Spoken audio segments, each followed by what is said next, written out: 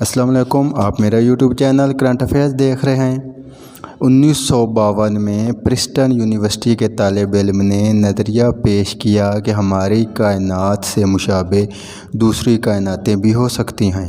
مطلب کہ پہلی بار ملٹی ورس کا نظریہ 1954 میں پرسٹن یونیورسٹی کے طالب علم نے پیش کیا۔ ان کائناتوں کا ہماری کائنات سے تعلق بھی ہو سکتا ہے، ہم ان کی یا وہ ہماری شاخ بھی ہو سکتی ہیں۔ ایسا بھی ہو سکتا ہے کہ ہماری کائنات میں جیسے گلیکسیز، ستارے اور سیارے ہیں، جیسے ہماری زمین ہے، زمین پہ انسان رہتے ہیں، چلتے پھرتے بستے ہیں، بالکل سیم ایسی ہی کاپیز گلیکسیز کی، ستاروں، سیاروں اور زمین پر رہنے والے جانداروں کی دوسری تمام کائناتوں میں بھی ہو سکتی ہیں۔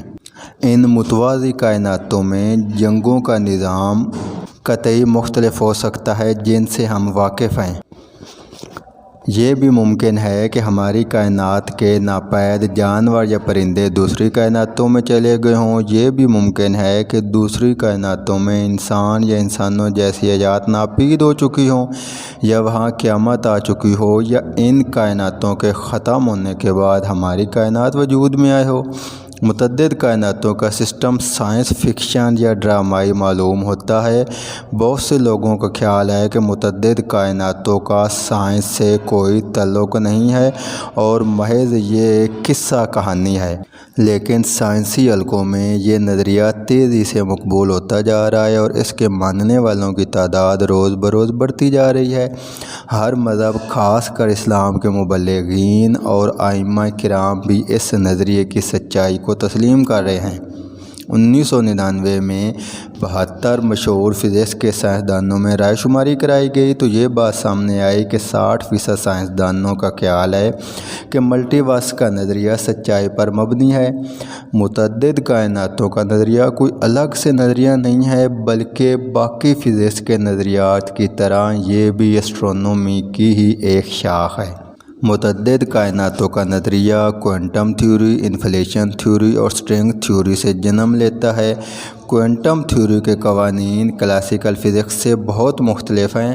کوانٹم تھیوری کا اطلاق تمام سب اٹامک پارٹیکل جیسے ایٹم میں پائے جانے والے الیکٹران، پروٹون، نیوٹران وغیرہ سب پہ ہوتا ہے۔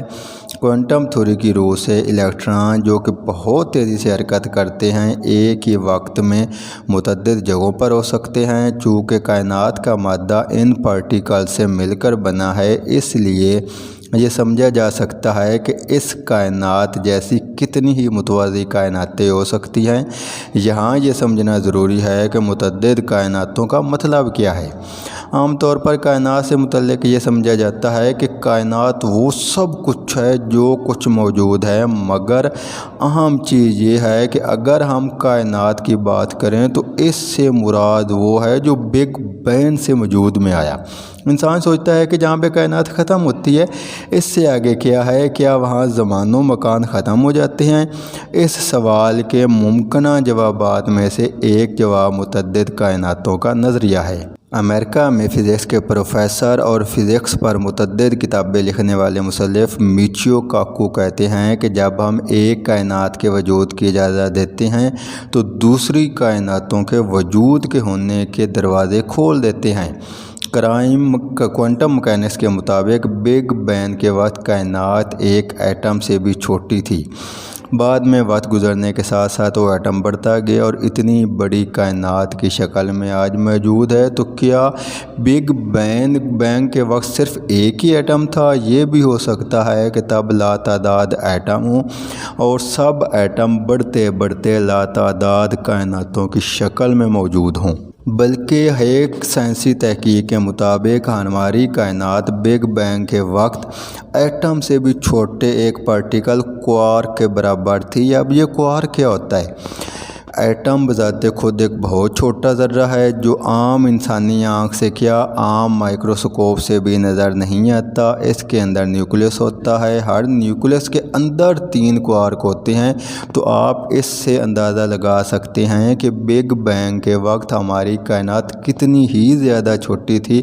تو اس سے پتہ چلتا ہے کہ تب صرف ایک کوارک نہیں، کتنے ہی زیادہ کوارک تھے۔ جو آہستہ آہستہ ایک دوسرے سے دور ہوتے گئے، پھیلتے گئے اور مختلف کائناتیں بناتے گئے۔ روجر پینروز اور اسٹیفن ہاکنگ کا بھی یہی خیال ہے کہ کوانٹم تھیوری کو کائنات پر لاگو کرنے کا نتیجہ متعدد کائناتوں کی صورت میں ہی ہوگا۔ چند برس قبل سائنسدانوں نے خلا میں ایک ایسا وائڈ خلا دریافت کیا جو اب تک دریافت ہونے والے تمام وائڈز میں سے سب سے بڑا ہے۔ وائڈ سے مراد خلا کا وہ حصہ ہے جہاں فلکی اجسام یا تو بالکل نہیں ہوتے یا اگر ہوتے ہیں تو ایک دوسرے سے بہت زیادہ فاصلے پر ہوتے ہیں۔ اس چیز کو آپ آسانی سے ایسے سمجھ سکتے ہیں کہ ہماری ملکی وے گلیکسی میں ہمارے سورج کے قریب ترین جو ستارہ ہے وہ پروکسیما سینچری ہے، جو کہ ہمارے سورج سے 40 کھرب کلومیٹر دور ہے۔ صرف ایک گلیکسی میں ایک ستارے سے دوسرے ستارے کا فاصلہ 40 کھرب کلومیٹر ہے، لیکن ملکی وے گلیکسی تو بہت گنجان آباد گلیکسیز میں سے ہے جس میں کوئی 10,000 کروڑ کے قریب دوسرے ستارے اور سیارے ہیں۔ اگر اتنی گنجان آباد گلیکسی میں ایک ستارے سے دوسرے ستارے کا اتنا فاصلہ ہے تو آپ تصور کر سکتے ہیں کہ ایک گلیکسی سے دوسری گلیکسی کا فاصلہ کروڑوں لائٹ ایئر کا ہوگا۔ ان وائڈ کا فاصلہ کتنا ہوگا؟ اور جو دریافت کی جانے والا سب سے بڑا وائڈ ہے وہ ہم سے 8 ارب نوری سال کے فاصلے پر ہے اور اس کی وسعت 1 ارب نوری سال کے برابر ہے۔ اس سے پہلے بھی کائنات میں 30 سے زیادہ ایسے وائڈ دریافت کیے جا چکے ہیں، لیکن یہ وائڈ سب سے بڑا ہے۔ اس وائڈ کی جسٹیفیکیشن دینے میں سائنسدانوں کو بھی شدید مشکلات کا سامنا ہے۔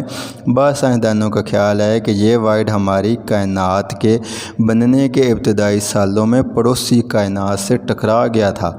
پہلے یہ وائڈ اتنا بڑا نہیں تھا، لیکن وقت گزرنے کے ساتھ ساتھ جب یہ کائنات وسیع سے وسیع تر ہوتی گئی، ساتھ یہ وائڈ بھی زیادہ سے زیادہ بڑا ہوتا گیا، جو اس وقت 1 ارب نوری سال کے برابر ہے۔ جب ہماری پڑوسی کائنات ہماری کائنات سے اس جگہ پر ٹکرائی تو اس نے اس جگہ سے مادے کو ادھر ادھر کر دیا، جس سے یہ وائڈ تشکیل پایا۔ MIT یونیورسٹی کے فزکس کے پروفیسر میکس ٹیگمارک متعدد کائناتوں پر پیش کیے جانے والے تمام نظریات کو یکجا کرتے ہوئے متعدد کائناتوں کے 4 لیول بناتے ہیں۔ میکس ٹیگمارک کے مطابق پہلے لیول میں تمام کائناتیں بالکل ہماری کائنات کی طرح ہیں، یعنی اس میں فزکس کے قوانین بالکل ایسے ہی اپلائی ہوتے ہیں جیسی ہماری کائنات یا ہماری زمین پر ہوتے ہیں۔ اس لیول میں متعدد کائناتوں کا اصول انفلیشن تھیوری سے وجود میں آتا ہے۔